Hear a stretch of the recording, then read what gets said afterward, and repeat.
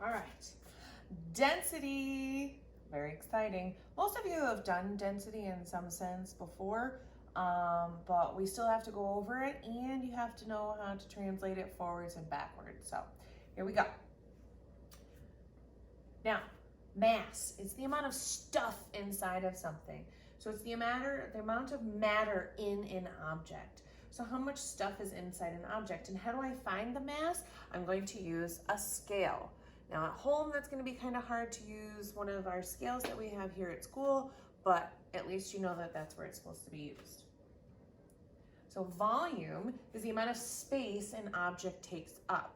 So think, if you get into a bathtub and the water rises, that's because you take up space. And there's two different ways that we can find volume. The first is the easiest, and it's if you have such as a cube or a rectangle of a box or something like that, you can do length times width times height, and that's going to give you your volume. However, most things that we have in the world are not nicely put together like that, so we have to do it and find it a different way. Before we even use that way, you have to know how to read a graduated cylinder. Now, you're gonna have, it's gonna stick to the sides of the cylinder and it'll dip down, and where it reaches the lowest point, that's called the meniscus, that's where you're going to read your measurement. So in this case, here's the 50, and then there's 51, 52, and 53. The lower part of the meniscus is below the 53, so I would say it's about 52 and a half. That's being pretty precise, but that's what we need to do. So in reading that, you're gonna do the displacement method. How you do that is you read how much the water you have in your graduated cylinders. You fill up your graduated cylinder, not to the top, but about halfway up. You read the measurement of water, you drop your irregular shape in the water, and then you're gonna read how much water it went up by. So you can measure that and subtract the two measurements, or you can figure out the difference between the two, either way. So then in this case, you filled up your graduated cylinder up to 7 milliliters. I took my irregularly shaped object and I put it in, and it rose to 9 milliliters. So I can either be like, all right, it started at 7, went up, 1, 2, went up to 2, or I can take 9 minus 7 and figure out that my object is 2 milliliters in volume size. So what is density? It's the mass per unit volume of a substance, usually expressed in grams per centimeters cubed or in grams per milliliter in this case. You can write that in too. That might not be a bad thing to write into your notes. Grams per milliliter. So this measures the amount of atoms and molecules that occupy a specific space. So some things you know are more dense than others. So take a look at the two boxes above. One of them has a lot more stuff inside of it, so it looks like it has a lot more matter. The other one, not so much. But the volumes each one of these is the same. Good. So compare the volume of each box. We just said that the volume of each one is going to be the same. Compare the mass. We said that the one on the left has more stuff, so this one has more mass. Then we compare the density of each box. Well, which one do you think is more dense? The one with more stuff in it or the one with less stuff in it? Which one do you think would be more dense? That's right, the one on the left would be. Good. So here's our magic density formula. It's going to be density equals mass over volume. And our unit is usually grams per centimeters cubed or grams per milliliter. Now, it's not always going to be fancy like this and set up nicely. Sometimes you're going to be given the mass, or you're not going to be given the mass, you're going to be given your density and volume, and you have to figure out what to do. So there's this magic density triangle. With the magic density triangle, you put D equals M over V. So anytime that you go across this way, you are going to be multiplying. And anytime you have one of these up and over, you're either going to divide mass by density or mass with volume. So to go back to, if I need to find my mass, I don't have mass, I know that I need to multiply density and volume. Oh look, that's what they wrote right here. And then if I'm finding mass, that's always going to be my unit of grams. Okay? Now I need to find volume. If I don't have volume, I know that I'm going to take mass and divide it by density. Mass divided by density, and that will give me my volume, centimeters cubed or milliliters. So this magic triangle will come and help out quite a bit. We're going to use it in some of our examples. We don't need to go over those. So our first question, what is the density for a block that has a mass of 5 grams and a volume of 10 milliliters? Well, I'm going to put my little triangle over here. D equals M over V. So I need to find density. So I'm going to definitely use my density, mass over volume. It says the mass is 5 grams. My volume was 10 milliliters. And 5 divided by 10 is 0.5 grams per milliliter. I should have written it a little bit lower.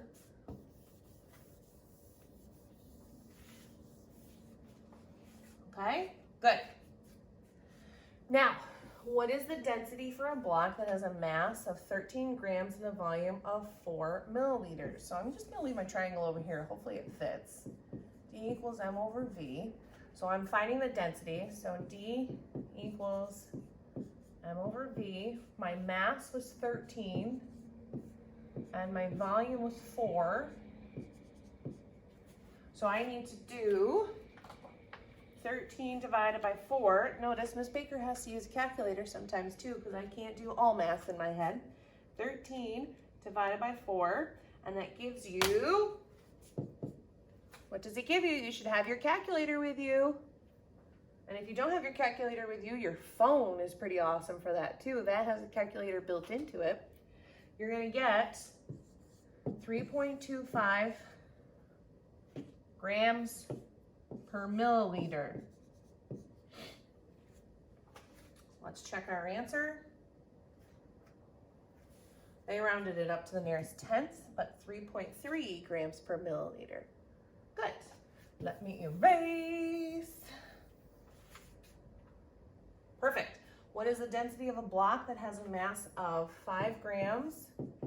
So M over V. My mass was 5. My volume is 8. And then I have to put it in my handy dandy calculator. 0.625 grams per milliliter. So now if I round that up to the nearest tenth, or even, actually let's do it to the nearest hundredth. 0.63 grams per milliliter. Check my answer. Again, they rounded up to the nearest tenth. I thought I was doing good with that, but that's okay. Because they didn't give us specific directions on it. Usually they do. Now, what is the mass for a block that has a density of 3 grams per milliliter and a volume of 10 milliliters? So I need to find my mass. So I'm going to cover up mass, and I need to do D times V. So M equals D times V. My density was 3. My volume was 10. And because I'm looking for mass, that's going to be my grams. So 3 times 10 is 30 grams. Check it. Good to go. Now with this one, what is the mass for a block that has a density of, so I need to do M equals D times V. My density was 0.5. Don't ever leave a naked decimal. Shame, shame, I forgot my 0 in front of my decimal there. Times 4. So 1/2 times 4 is going to be 2. And I already used milliliters. I'm going to get my grams, so 2 grams. Check it. Got it. You can add the decimal after, you probably should.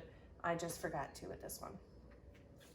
All right, last one to figure out mass. I'm just gonna erase this part because this is what we're following. So my density is 15 and my volume is 2. So 15 times 2, how many grams is it going to be? That's right, 30 grams. Look at, I'm getting better. Adding that extra 0 after there. Oh, there it goes. Good job. Now, I think the next one, there it is. We've got to get our volume. So if we look back at our fancy triangle, if I don't have volume, I need to do mass divided by density. So volume equals mass divided by density. So if I have a mass of 3 grams and a density of 5, 3 divided by 5 is 0. What is it? You should be putting it in your calculator. 6 milliliters. Do 0.6 milliliters. Check my answer. There we go. Good. Now, obviously, I think the next one's going to be a volume one as well. Oh, it is.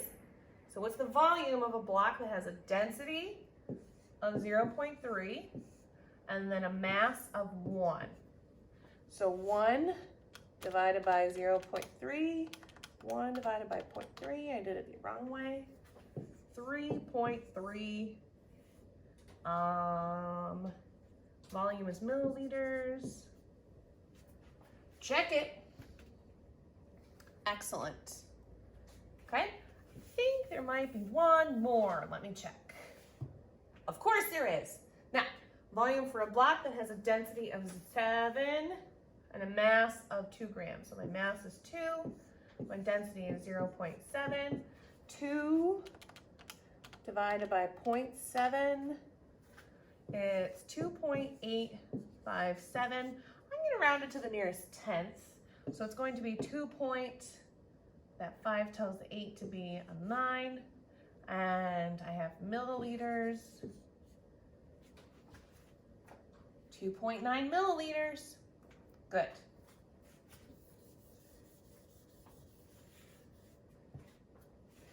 So, solving for a mass or density when given length, width, and height of a cube. So in order to figure out the density, you have the mass right here. And I know to find density, I have to do mass divided by volume. They did not give us the volume, but you know when you have the volume of a rectangle that you have to do length times width times height. So I need to do 5 times 3 times 4. Okay, so put that in your handy dandy calculators. 5 times 3 equals, times 4 equals, and I get 60 centimeters cubed. Now, because that's my volume, I need to do mass divided by volume, because D equals M over V. Mass is 10, volume is 60, and I have 10 divided by 60. Check my answer, because sometimes I get them wrong.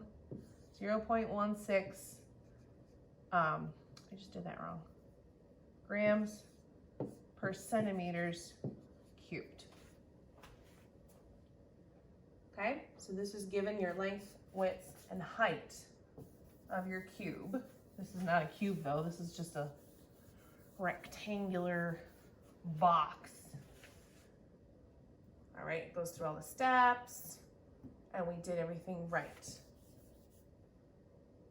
So, factors that affect density. So pressure affects density. If something's causing the pressure to be pushed down on the object, the volume's going to get smaller, but the amount of stuff inside all stays the same.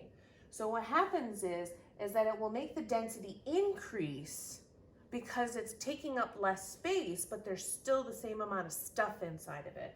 So actually, it becomes this type of relationship, which actually is a direct relationship, which we'll talk about in some other slides.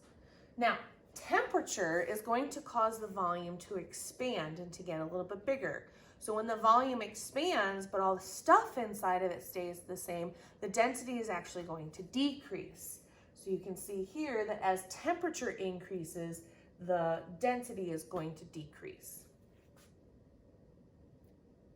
And then it depends on the state or phase, if it's a solid, liquid, or a gas. So that affects the volume and will make the density increase as you go from a gas to a liquid to a solid. Because a gas is a particle that is expanded a lot, and then a liquid is not so much, and then a solid, it is expanding not very much at all. Okay? So list the following blocks in order of increasing density. So the one that's the least dense is going to be where? At the top of the water, because it's kind of floating on top of the water. This one might be like foam. Those pool noodles, those usually float right up at the top. And as you go down, we're going in increasing density. 4, 5. Which one do you think is an ice cube? Which one could be an ice cube? Well, I know that when I put ice in my cup, it does not float at the on the top. That would just be weird, because if you had your glass of water and you put ice in it and then all the ice just kind of built up on top, that's not what happens. Ice is going to be more at 2, not so much 3, because ice is less dense with water, but it's not quite less dense enough that it's on top of the water, but it's not floating in the middle. So which block has the same density as liquid? That's going to be your 3. 4 kind of does, but 4 looks like it's more dense, that it's starting to float towards the bottom and might eventually get down towards the bottom. But usually things that are the same density will hang out in the middle for the most part. Okay, so following in order, 1, 2, 3, 4, 5. Which one is the ice cube? We know it's 2, because 3/4 of it is below the water. And which one is the same density as the liquid? 3 in the middle. So why does an ice cube float then if it's a solid? That's because water is weird. Water, it does not always follow all the rules. It has the highest density in its liquid state, and it's right before it gets to be 4 degrees Celsius. Okay, that's when it's really, really cold, and it gets to be so dense that it will sink all the way to the bottom. However, once it gets colder than that, something happens with water when it starts to crystallize, that it then becomes less dense and it will start to float. The density of water is 1 gram per centimeters cubed.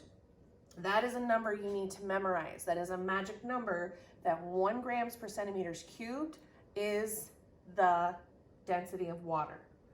Solid water is 0.91, so it's not quite 1, but it's a little bit less, so that's why solid water, ice, floats. So why does this happen? Because I said the crystal structure inside of water, when it starts to freeze, that is going to cause it to float. So the same object always has the same density, no matter what the size, okay? If I have a cement block that's this big, it's going to have the same density as a cement block that's this big. Same thing with aluminum. Aluminum's going to have the same density if I have a teeny tiny little shred piece of it, or if I have a giant ball of aluminum, okay? If it's the same object, it has the same density. The only time the density changes is if there's pressure added, temperature added, or if it's in a change of phase, like if it's becoming a solid, liquid, or a gas. But if I have a piece of granite, so a rock, and it has a density of a certain amount, and I smash it on the floor into 1,000,000 pieces, all of those 1,000,000 pieces have the same density as it did when I had that solid piece, okay? That is something you have to remember if I have not made it quite obvious enough. So does cutting an object in 2 pieces change the density? I just said what? Right, that it has the same density. You can figure it out in these 2 because they took this block and they chopped them into 2 pieces. Our big block has a 2/10 grams per centimeters cubed. If you figure it out for these 2 smaller pieces, they have the same density as well. Even though they're smaller, they still have the same density because it's made of the same substance, okay? So what effect does shape have on density? You have a brass cube and a brass cylinder. Do they have the same densities or different? It'll be the same. So what happens to density if you increase the mass of water? Density is going to stay the same. Just said that.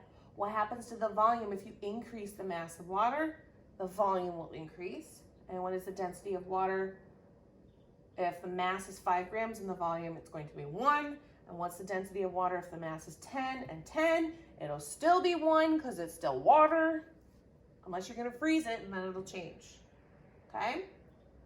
That's it. The last slide you can kind of check out. This talks about bone density and how your bone density can change as you age or if you, different things that you can consume. But you actually can see how the bone density changes, that there's a higher mineral content, and the stronger you are, the less likely they are to break, because this is going to hold up a lot better than bones that are not as dense. So that was density. If you have any questions, you can refer back to this video or you can ask questions.